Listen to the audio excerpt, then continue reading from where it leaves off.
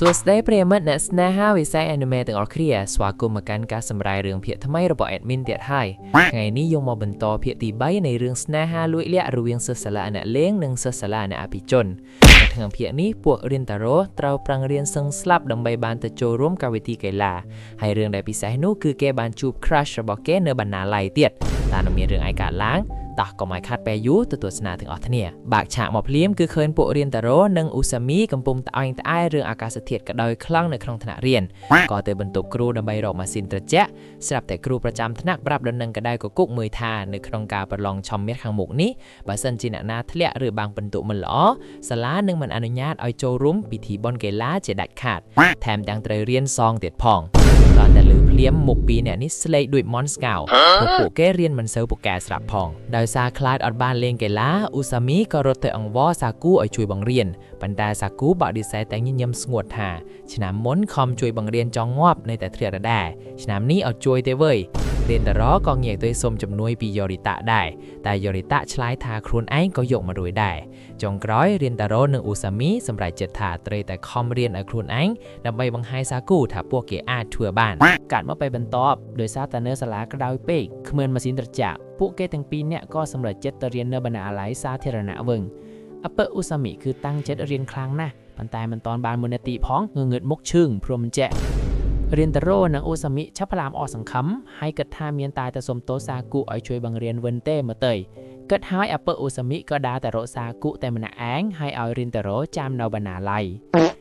រៀនតារ៉ូកំពុងអង្គុយរៀនម្នាក់ឯងស្រាប់តែមានសិស្សស្រីពីរនាក់ដើររកកន្លែងអង្គុយឃើញបែបនេះកំឡុះមុខកាច់តែជាសុភាពបុរសរបស់យើងក៏ងើបដើរចេញដើម្បីឲ្យពួកនាងបានអង្គុយរៀនតារ៉ូកំពុងតែដើរស្រាប់តែគាត់ងាកទៅឃើញកៅរតុនៅជាមួយមិត្តម្នាក់រៀនតារ៉ូលួចមើលនាងពីចម្ងាយឃើញនាងកំពុងគូររូបតុក្កតាលេងទឹកមុខយ៉ាង cute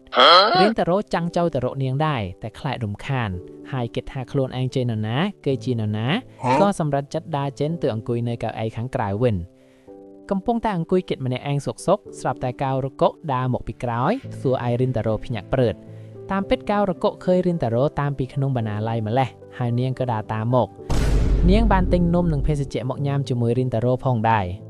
នៅក្នុងឆាកនេះកៅរកុបានសារភាពប្រាប់រៀនតារ៉ូថាតាមពិតគ្រួសារនាងមិនមែនជាអ្នកមានអីទេនាងអាចចូលរៀននៅសាលាគីខ្ជូសាលាអភិជនបានគឺដោយសារតែនាងជាសិស្សអាហារូបករណ៍ដូច្នេះហើយទើបនាងត្រូវតែប្រឹងរៀនឲ្យបានលេខមើលរហូតដើម្បីមិនឲ្យបាត់បង់អាហារូបករណ៍និងមិនចង់ឲ្យឪពុកនាងខកបំណងរៀនតារ៉ូយឺបែបនេះកាន់តែគោរពនិងស្រឡាញ់នាងខ្លាំងជាងមុនទៅទៀតដែលនាងជាមនុស្សស្រីរឹងមាំបែបនេះរៀនតារ៉ូក៏បានសុំឲ្យកៅរកុជួយបង្រៀនគេផងដែរកំពុងតែនិយាយគ្នាស្រាប់តែមិត្តភក្តិសក់សរបស់កៅរកុឈ្មោះស៊ូបារូបានដើរមកដល់គ្រាន់តែឃើញរិនតារ៉ូស្លៀកពាក់ឯកសណ្ឋានសាលាឈីដូរីភ្លាមស៊ូបារូផ្ដួលទុកមុខទៅជាកែកនិងមើលងាយភ្លាមនាងបានទាញកៅរកុចេញហើយនិយាយដាក់រិនតារ៉ូថាកុំមកក្បែរមិត្តភក្តិខ្ញុំស្របពេលនោះសាគូអ៊ូសាមីនិងយូរីតាក៏ដើរមកដល់ស៊ូបារូឃើញពួកប្រុសៗមកគ្រីច្រើនក៏ជេរពួកគេជាពួកមនុស្សល្ងងព្រៃសាគ្មានទំនើ1 2 3អេងចាំងទៅយ៉ាប់ណាស់អូនឆេយើងអាបើកអ៊ូសាមីខ្លាំងណាស់រកតបតវិញតែរិនតារ៉ូខ្វាត់នាងវិញស្របជាមួយនេះដែរកាអូរូកុកអន់ចិត្តនឹងសម្ដីរបស់ស៊ូបារូដែរក៏និយាយការពីរិនតារ៉ូវិញថាឈប់និយាយបែបនឹងទៅស៊ូបារូឯនិយាយជ្រុលពេកហើយប៉ុន្តែនាងមិនខ្វល់អូដៃកាអូរូកុកចេញទៅប៉ុន្តែក៏ត្រូវបឹកសាគូឌឺដងឲ្យវិញសុទ្ធតែថាឲ្យនាងជាសិស្សសាលាកូនអ្នកមានទេប៉ុន្តែមើលសក់ប៉ននោះវិន័យសាលាពិតជាអន់ណាស់ពិតជាស្រួលខ្លួនមែនតែណធ្វើជាព្រះនេះចាស់ប៉ុន្តែក៏ត្រូវរិនតារ៉ូស្ដីឲ្យព្រោះជាធម្មតាអាបឹកសាគូញ៉ាំងត្រឹមត្រូវជាងគេហើយប្រាប់ថាប៉ុន្តែការពិតទៅកាអូរូកុកនាងជាសិស្សស្រីម្នាក់ដែលចាំនៅមុខសាលានៅថ្ងៃមុននោះអីអាបើអ៊ូសាមីឮបែបនេះក៏ភ័យខ្លួនព្រោះខ្លួនជាអ្នកធ្វើឲ្យនាងភ័យយូរីតាក៏ដើរមកជិតនឹងឲ្យអាបើអ៊ូសាមីនិយាយសំទោសនាងប៉ុន្តែអាបើអ៊ូសាមីធ្វើមុខឡើងមាំហើយនិយាយថាអញដឹងហើយបន្ទាប់មកក៏ដើរទៅជិតកាអូរូកុកឡើងលឿនធ្វើឲ្យស៊ូបារូភ័យព្រោះខ្លាចអ៊ូសាមីធ្វើឲ្យកាអូរូកុកក៏យកដៃទាញកាអូរូកុកហើយស្រែកឡើងថាស្អីនឹងប៉ុន្តែគ្រប់គ្នាបែរជាស្រឡាំងកាំងប៉ុន្តែការពិតទៅអាបើអ៊ូសាមីលើកដៃសំទោសកាអូរូកុកសោះដែលធ្វើឲ្យនាងភ័យកាលពីលើកមុនកាអូរូកុកឃើញបែបនេះក៏អន់ក្បាលសំទោសវិញហើយប្រាប់ថាជាកំហុសនាងដែលធ្វើឲ្យអ្នកទាំងអស់គ្នាមិនសប្បាយចិត្តប៉ុន្តែត្រូវស៊ូបារូឃ្លាត់ព្រោះមិនដឹងមាននរណាខ្លះឃើញទេប៉ុន្តែកាអូរូកុកក៏ឲ្យស៊ូបារូសំទោសគេដែរទៅតែនាងមិនព្រមក៏ដើរចេញទៅធ្វើឲ្យកាអូរូកុករត់តាមនាងពីក្រោយបន្ទាប់ពីស្រីចេញទៅបាត់ពួកប្រុសក៏នាំគ្នាបង្ងាប់សាគូតែគេក៏មិនព្រមនិយាយសំទោសទៅកាន់ស្រីព្រោះមិញសាគូក៏និយាយរៀងជ្រុលដែរតែសាគូធ្វើមុខឡើងខ្មើតហើយ ស្ដីឲ្យពួកគេថា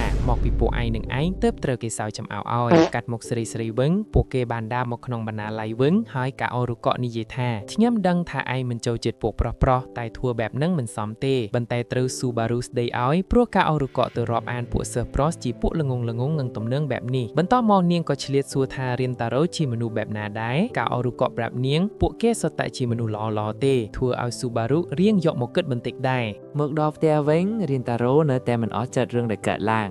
ស្រាប់តែទូរស័ព្ទរោឡើងគឺខោរុកខមក admin អៀនជំនួស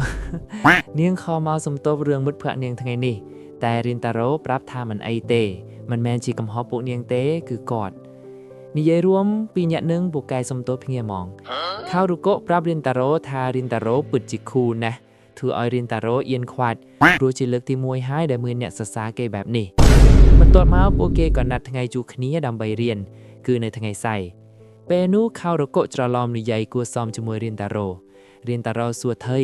នាងបានប្រាប់ថាព្រោះយើងជាអតិថិជនជាមួយគ្នាធ្វើឲ្យរៀនតារ៉ូអន់ចិត្តខ្វាត់ព្រោះគេគិតថាពួកគេទាំងពីរជាអ្នកស្គាល់គ្នាសថៃតាប៉ុន្តែគេមិនបានដឹងទេថាខោរុកកំពុងអៀននិងសប្បាយចិត្តប៉ុណ្ណាពេលបាននិយាយជាមួយគេអូខេចឹងភាគទី3យើងចាប់ប៉ុណ្ណឹងកុំភ្លេចរងចាំទស្សនាភាគ4បន្តទៀតណាបើពេញចិត្តកុំភ្លេចចុច like follow និង subscribe ផងជម្រាបលា